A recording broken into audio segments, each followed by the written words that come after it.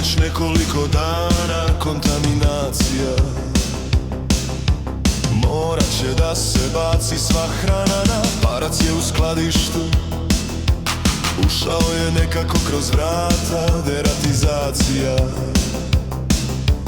Vršit će se već ovog sata.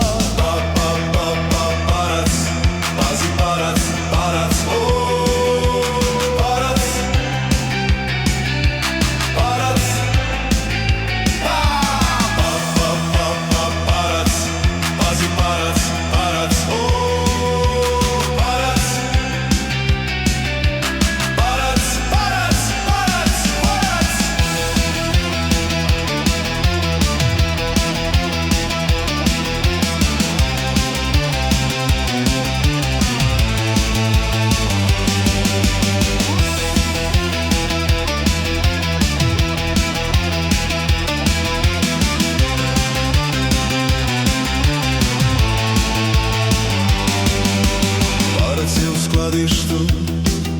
Nakotilo ih se više komada, dominacija.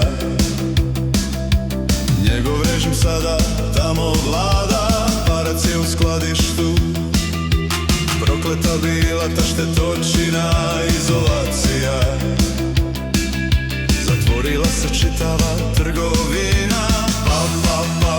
Parac, pazi parac, parac,